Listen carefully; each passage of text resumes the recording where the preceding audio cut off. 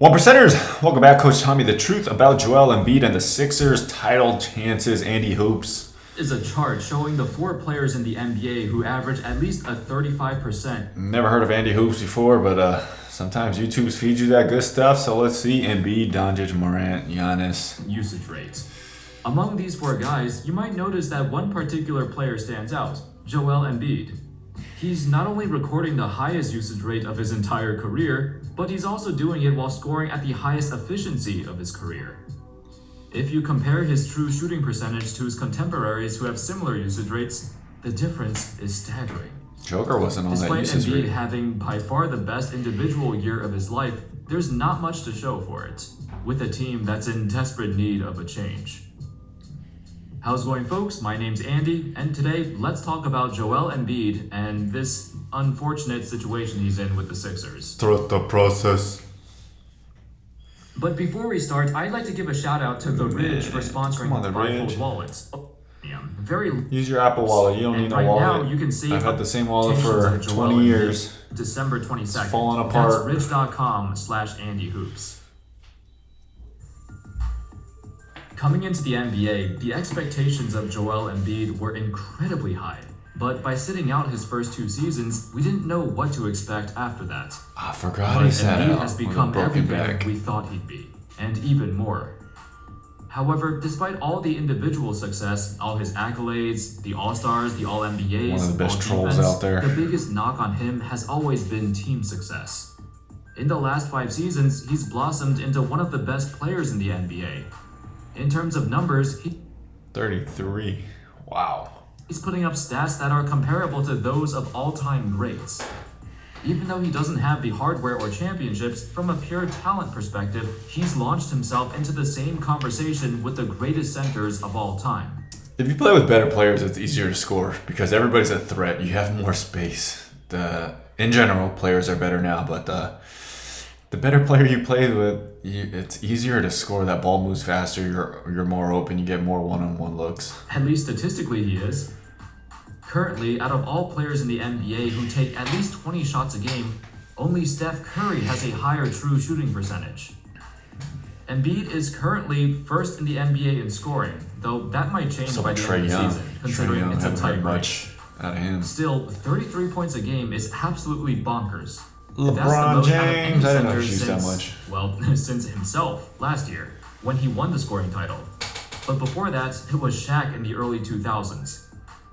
In an era that saw most big men getting phased out in favor of faster perimeter play, Embiid's sheer dominance is great to see. Him, along with Jokic and Giannis, they're changing the They all play differently. Giannis is not a post-up player. Embiid is sometimes when he wants to. Joker sometimes as well, but he plays too many positions. games by themselves. In the last If any of these guys wanted to just go figure out how to be super dominant on the post, they could. They just need to spend time there, and they don't. It's just either a function of the offense or their coach or the mentality. few years, we've seen a resurgence of big men. The game has evolved, but these guys have adapted. So anyway, the biggest criticism of Embiid's game has always been his decision-making. It's not his free throw shooting. Mind, body, craft. I talk about it all the time. Mind, body, craft. He obviously has the body. He obviously is one of the most skilled players out there. And the mind. So is he making the right reads? Is he making the right decisions? He's a great free throw shooter. It's not his defense, as obviously he's a fantastic defender. It's not his post-up game or his skills. The dude has the complete package. The decision-making, though, that's been a sore spot, along with his less than stellar conditioning, but he's been fixing that. Right, decision making and conditioning are kind of the same thing, man. You either get your butt on that treadmill and start running, you either get in that gym and start lifting the weights, aka Giannis Antetokounmpo. There were Or you times, don't. especially in the playoffs, where Embiid does not handle double teams well. There are times when games drag on and he just gets exhausted. When the defense focuses on him, sometimes he just doesn't know what to do. At times, the game moves too quickly, and he just doesn't know what the correct play to make is, or he can't keep up. This season, though, that's been quickly changing. Embiid is better at sensing the defense. When he's about to get trapped, he makes sure he passes it out quicker than usual, hence why his 4.8 assists per game is a career high. You don't just all of a sudden get a better mind by playing more. You speed up that learning curve by watching, by coaches stacking up clips for you, by them just showing you the same patterns over and over and over. This happens when this happens. Look here when this. There's so many things you can do. In terms of condition, he's in the best shape of his life. He stated he's lost 15 to 20 pounds in each offseason for the past 2 or 3 years. Although his turnovers now are also a career high, but that can be attributed to his increased workload. Some other numbers that stand out include his mid-range shots. In the past, Joel has always been a great mid-range shooter, but this season it's gotten even more polished. He's shooting 53% on his long twos, That's which like is Joker in defined the as the floaters space in the between mid-range. 16 feet and the three-point line. That's approximately 10% higher than his career average of 43%. That's the in-between spot where people really aren't going to really try to double you because it doesn't look like you're coming to all the way to the rim and you're not shooting a three, so they're not really running you off. They let you play one-on-one typically around that range. Embiid's also hitting a career high 77% of his shots at the basket. In the past, this was actually a weaker area of his game, believe it or not. Because he was especially flopping. compared to his peers Jokic and Giannis, who were both in the high 70s or low 80s in efficiency at the rim. But now, Embiid is on par with both of them in this area. Stop flopping and Despite stop begging his for rise to fouls and prominence, focus on he has making yet the to shot. reach the conference finals. You're the biggest Of dude, course, you're not going all to the get blame hit. goes to him, but he does carry a lot of it. For example, in the 2019 semifinals against the Raptors, they went to Game 7. In that Game 7, Embiid flubbed. He scored 21 points on just 6 for 18 shooting. Well, Kawhi had to hit that Fast miracle forward shot. to 2021. The Sixers went to another Game 7 in the semis, but this time it was against the Hawks, Ben a team that Simmons. was far inferior to them. At least they were supposed to be. Who didn't The want number 1 seed Sixers shoot. were heavily favored to win, and in that Game 7, Embiid scored 31 points, but also recorded a whopping 8 turnovers. Who is the alpha Many of dog them on were the crucial Sixers? at the end of the game.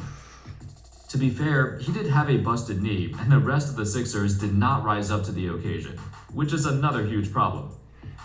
Can he Then lead if he's recently, the alpha in the dog? 2022 playoffs, Game 6 against the Heat on the Sixers' home court with them being down 3-2, Embiid shot a Then recently, in the 2022 playoffs, Game 6 Why is against he the Heat on the Sixers snaking around guys like rise up to this? the occasion, which is another huge problem. Then recently, in the 2022 Right here, crossover. playoffs, Just trying to go around guys. Game 6 against the Heat on the Sixers' home court with them being down never 3 remember games to seeing 2. Shaq do Embiid that. shot a putrid 7 for 24 from the field. As the Like, when things aren't going well for you and you're the biggest, baddest dude on the court, it's not time to shoot threes or go around people. You park your butt on the block, you demand the ball, and you just go through somebody and force them to foul you. Game 6 It's, against the Heat on the Sixers' home court pretty with them insane. being down 3-2. Embiid Just 'cause shot you're a putrid big 7 for 24 doesn't from the mean you field. know how to play As the Sixers big. got bounced in the second round again, and their team got booed out of the arena. I'm pretty sure if all of these series were someone winnable, taught but they Shaq just all could those not live up to crossovers, that moment. he would be able to do it because While Shaq he's is been pretty phenomenal in freaking the regular agile. season, the biggest test has yet to come. Can his play right now transition into the playoffs? Sadly, this looks like another lost year for the Sixers. While Embiid is having the best season of his life, they're still stuck being a middle-of-the-pack playoff team. Injuries have hit this team super hard. Tyrese Maxey was playing like a superstar before he went down with a foot fracture. Ouch. James Harden missed He some was games somebody as up well and with a coming. foot injury of his own, and he's been super inconsistent since coming to Philly. Overall, this is not a team that's truly capable of contending. You know, the fingers have been pointing to a lot of people. Tobias Harris for his ludicrous contract that he's not living up to. That's James not his Harden fault. falling off compared. Somebody getting paid a You know, the ridiculous figures have- amount of money is not Tobias Harris's fault. I They're pointing mean, to- that means he's got a great agent, whoever sold him.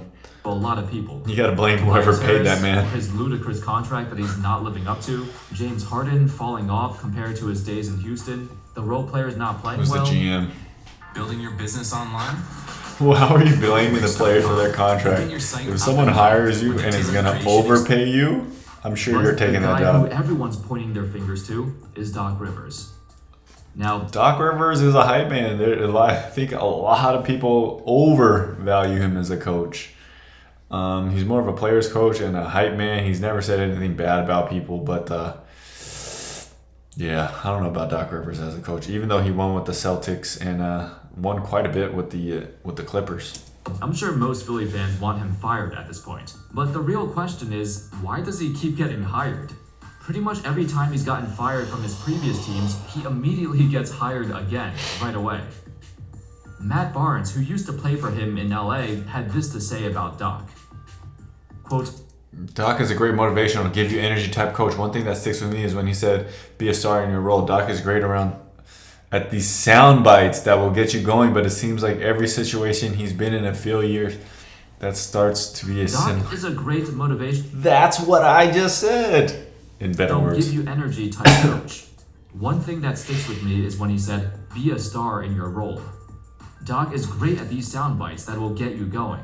But it seems like every situation he's been in, a few years in, there starts to be a similar narrative. You got to connect deeper. Guys You got to are build starting to relationships. tune You got out. to develop players. Guys aren't listening.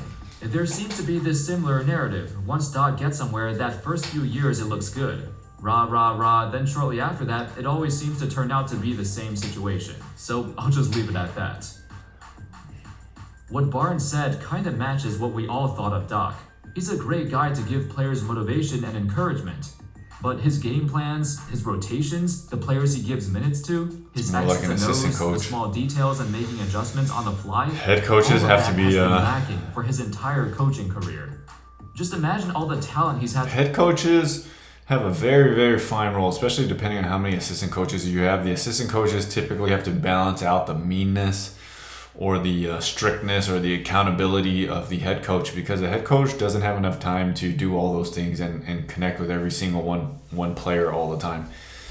Very, very difficult to be a head coach. You wear a lot of hats. You got the X's and O's, the business, the money, the egos. To work with. And yet, what are the results?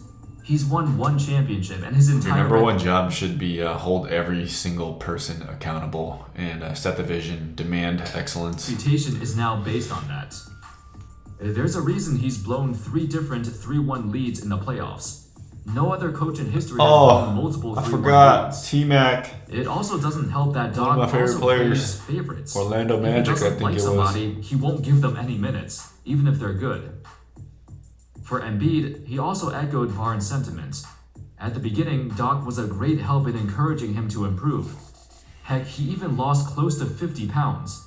His most recent seasons are the best of his career. But perhaps it's time for a change. Anyway, that's all, folks.